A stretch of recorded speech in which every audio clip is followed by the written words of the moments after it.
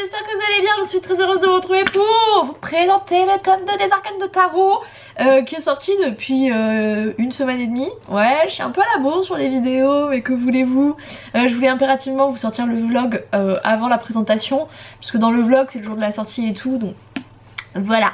Mais du coup oui, c'est vrai que la présentation arrive un petit peu tardivement. Après c'est un tome 2, forcément je sais que toutes les personnes qui n'ont pas lu le tome 1 ne vont pas cliquer sur cette vidéo, donc c'est vrai que je suis moins pressée parce que c'est vrai que les premiers tomes, bah, c'est là où il y a le plus de monde et puis au fur et à mesure ça descend sur l'échelle.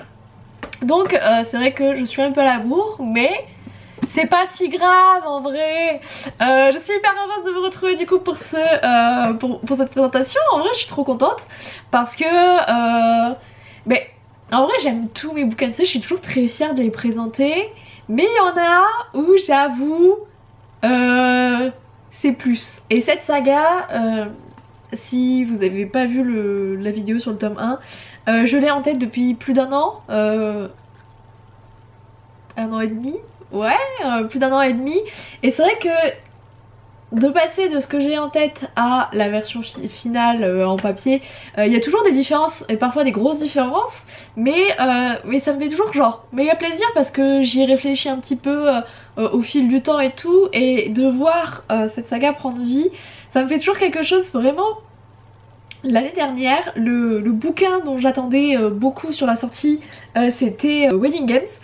J'ai failli dire Hunger Games, non, je n'ai pas écrit Hunger Games, j'ai écrit Wedding Games. Et pour cette année c'est vraiment les arcanes qui me tient très à cœur, et du coup ça me fait méga plaisir de voir l'engouement et tout, parce que du coup bah, je fais les petites publications sur Insta et tout, et j'ai quand même vraiment des personnes qui sont à fond en mode ouais, je suis trop contente, j'ai trop le tome 1 en tête, j'ai trop hâte d'avoir la suite et tout. Et du coup bah forcément ça me fait hyper chaud au cœur, parce que bah, j'y ai passé du temps, je l'ai écrit avec tout mon petit cœur, toute mon âme, et de voir qu'il y a plein de personnes qui sont à fond dedans, bah forcément ça me touche et ça me fait plaisir. Donc bah ouais, je suis trop contente. Et c'est vrai que ce tome 2, comme pour le tome 1, j'avais la fin en tête. C'était j'avais des gros événements un peu en tête. Enfin, pour ce tome 2 c'est un peu différent, c'était pas trop des événements, mais disons que pour arriver à la fin, j'avais la moitié du livre, un peu la manière d'arriver jusqu'à la fin. Oh là là, c'est compliqué. Alors je reprends. En gros, couper le livre en deux. La première partie je savais pas trop. La deuxième partie je savais le moyen pour arriver à la fin, mais pas trop les événements précis en tête. Voilà. Oh putain c'est compliqué hein. Et du coup bah, je me suis juste un peu laissée guider, laissée porter par ce tome 2, et je suis super fière de ce qu'il rend. Il est légèrement plus petit que le tome 1, mais pas de grand chose, je vais pas vous le cacher. Et j'avais pas envie de forcément écrire plus pour écrire plus, en mode bah ça fait la même gueule que le premier tome. Non, là il est légèrement plus petit, mais je pense que vous verrez pas trop la différence.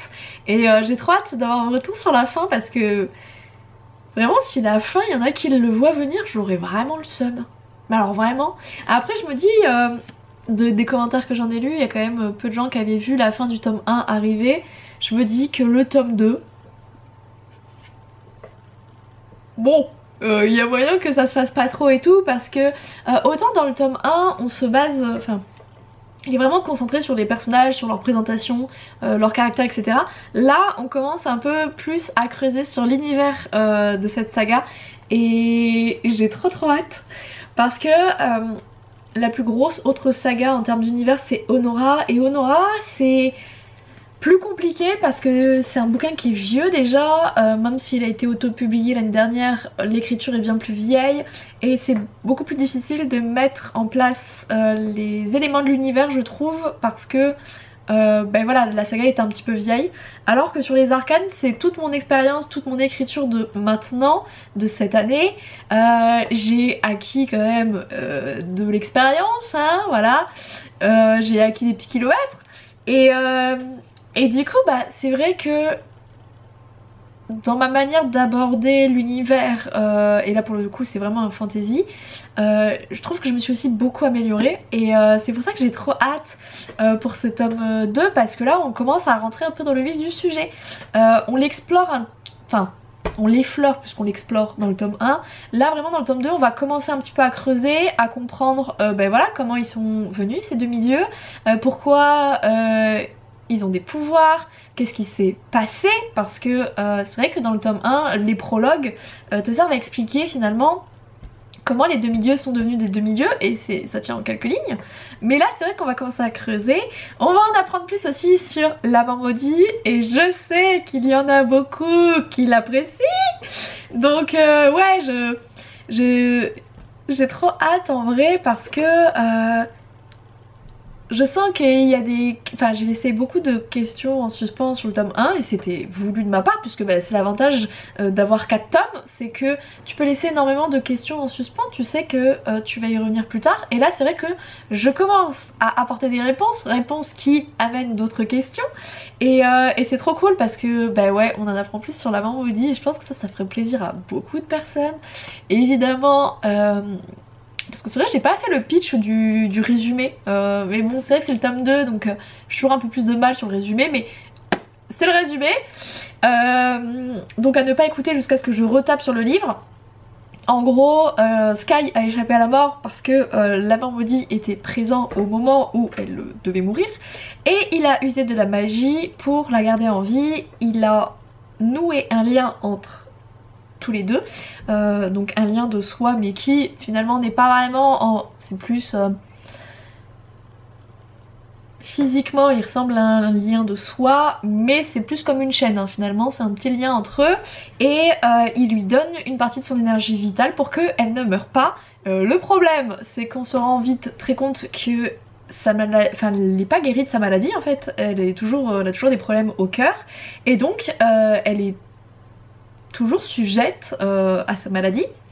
Donc quand même vachement dommage, c'est que elle est maintenue on va dire artificiellement en vie via ce lien et via la magie, mais finalement bah, la mort ne cesse de l'appeler finalement et c'est ce qu'elle souhaite aussi. Donc c'est vrai que le début du livre ça va être en mode bah Sky veut mourir, l'amant maudit ne veut pas qu'elle meure, ça va être un petit peu un jeu de celui qui aura le plus de couilles, hein, voilà comment le dire autrement. À celui qui sera le plus chiant aussi, un petit peu. Et à côté de ça, on se rend très vite compte que les autres demi-dieux, parce que elle vit au château avec l'amant maudit, hein, elle n'a pas retourné chez elle alors qu'elle est bloquée avec lui, donc elle reste au château et donc elle constate très vite que les demi-dieux sont agités, qui viennent embêter l'amant maudit sur certaines questions. On lui parle d'un voyage, elle comprend pas tout, mais elle sent que il se passe des choses. Et vous doutez bien que si l'amant maudit doit faire un voyage, étant donné qu'ils sont liés l'un à l'autre, elle est obligée de le suivre. Et ça va être du coup tout ça qu'on va aborder dans le tome 2. Voilà, c'est la fin du résumé. Comme d'habitude 4,99€ disponible en abonnement Kindle, en papier 18,90€. Et ah j'ai trop hâte, vraiment j'ai hâte d'avoir vos retours et j'espère qu'il va vous plaire. Moi je me suis éclatée sur ce bouquin. En plus ça n'a pas été, enfin je l'ai pas écrit à un moment très facile parce que c'était juste avant mes vacances et il fallait vraiment que je le boucle avant mes vacances et j'avais littéralement 5 mois, allez presque 6 mois non-stop de taf dans la gueule et je commençais à être vraiment épuisée. J'avais vraiment très envie de ces vacances. En plus je vais pas rentrer dans les détails mais ma vie personnelle m'a foutu des petites lattes dans la gueule comme on dit dans le jargon. Enfin disons que j'ai, au-delà du simple fait que je travaille tous les jours à un certain rythme assez élevé, disons que aussi du côté personnel ça a bougé dans ma vie et du coup j'ai été vraiment très fatiguée et je suis très contente d'avoir bouclé avant mes vacances ce bébé là parce que j'étais vraiment hypée à l'écrire, j'avais vraiment envie d'écrire la fin et ça m'a donné on va dire un coup de boost et de l'énergie pour tenir en fait l'écriture, mais ça n'a pas été... c'est vrai que c'était pas le meilleur moment dans ma vie pour l'écrire, je vais pas vous le cacher, c'était un peu voilà... Ça fait 6 mois que j'ai pas eu de vacances, je compte sur les doigts d'une seule main des jours de repos, c'est-à-dire même pas des week-ends, des jours de repos. Ça commence à être vraiment très compliqué pour moi au niveau de la fatigue morale et physique. Et je suis, je pense, d'autant plus fière parce que je sais que ça a été... c'était compliqué pour moi au niveau de la fatigue. Et du coup de voir ce que j'ai produit en étant fatiguée, alors je suis trop fière de moi parce que... Du coup je vous l'ai dit, mais la première partie du livre je savais pas, j'avais des... Voilà, je savais où je devais aller et comment je devais arriver jusqu'à la partie du voyage qui est pour moi la deuxième partie du livre. En réalité elle est plus longue, elle est pas coupée moitié-moitié, elle est plus longue que l'autre, mais c'est vrai que la première partie du coup avant le voyage, ben je savais pas combien de temps ça allait me prendre, est-ce que ça allait aller vite et tout.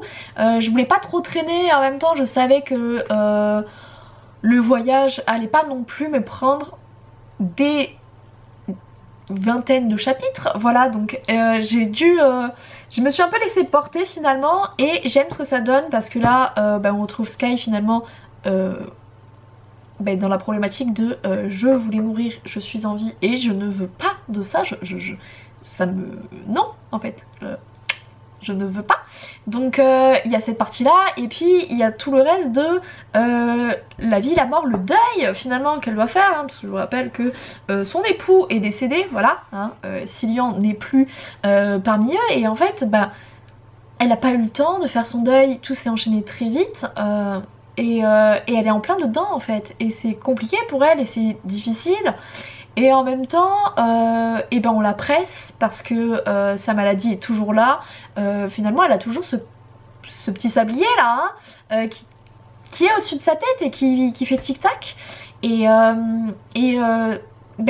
fait de est-ce qu'elle a vraiment envie de rester en vie? Enfin, est-ce qu'elle a vraiment envie de mourir? Est-ce que la vie vaut la peine d'être vécue? Elle va aussi voir sa famille, etc. Enfin du coup bref, c'est l'occasion de parler de tous ces sujets là et j'aime beaucoup l'histoire, j'aime beaucoup ce que ça donne. On va encore beaucoup plus creuser la relation de la Momodi et Sky puisque je vous rappelle qu'elle est compliquée. Ah, on n'est pas sur une relation très simple et donc cette relation elle est un peu difficile parce que c'est pas un ennemi to lovers, ils se détestent pas et en même temps des fois ils peuvent pas se piffrer mais il y a cette attraction entre eux et puis il s'est passé plein de choses entre eux finalement parce que malgré l'attraction si la Momodi ne l'avait pas rejeté lors de ce baiser elle serait pas allée ensuite voir Cillian et il serait pas passé ce qui s'est passé, donc il y a une espèce de culpabilité qu'elle rejette sur lui. Il y a plein de choses trop cool qui font que finalement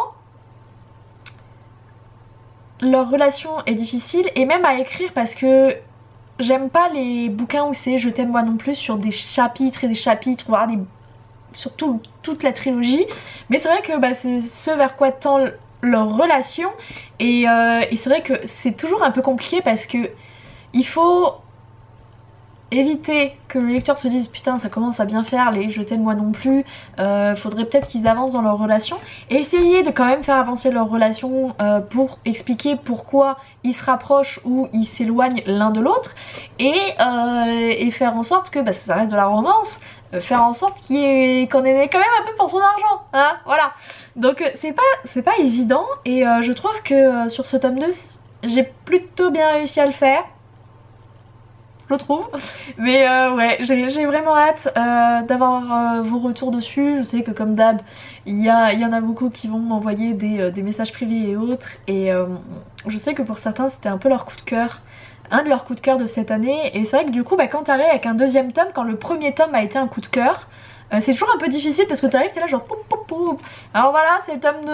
Alors c'est pas une trilogie, donc souvent les trilogies vous savez c'est le tome 2 c'est souvent un peu le moins bien.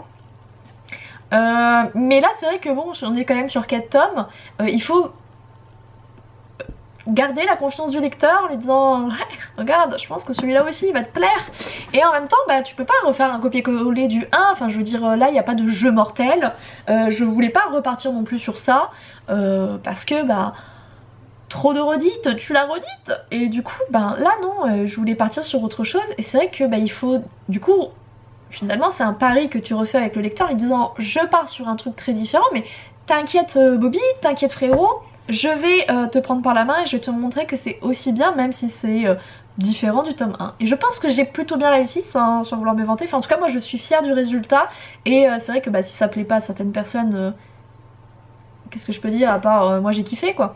Mais et c'est quand même le principal parce que c'est quand même moi qui l'écris, je sais qu'il a tout ce qu'il faut pour plaire aussi. Mais avant tout, il faut que la lectrice en moi soit satisfaite de ce roman. Et là c'est le cas, la lectrice en moi est satisfaite, elle a eu de l'action, elle a eu du drama, elle a eu de la romance, des larmes, du sang, tout ce que j'aime, tout ce que la lectrice en moi aime et que potentiellement les lecteurs qui me suivent pour tout ce qui est roman, fantasy, fantastique me suivent aussi. Donc forcément ouais je suis très emballée, enfin à l'idée de vous le proposer, j'espère qu'il vous plaira. Du coup je vais pas vous retenir plus longtemps. Suivez-moi sur Insta parce que je fais du coup des lives sur Twitch où je creuse un peu plus avec directement les personnes en direct live et c'est vrai qu'avec les arcanes, comme on a un univers qui est quand même assez poussé, je fais le live 2-3 semaines après la sortie exprès pour que les lecteurs aient eu le temps de le lire et tout, qu'on puisse en discuter et qu'on puisse faire une partie non spoil et faire une partie spoil comme ça, ben voilà, si on veut dire des termes on peut parce que on est dans la partie spoil. En tout cas, je vais vous laisser là. Je vous fais à tous et à toutes de gros bisous. Je vous aime tous très très fort. Et puis, je vous dis bonne lecture. Ciao ciao.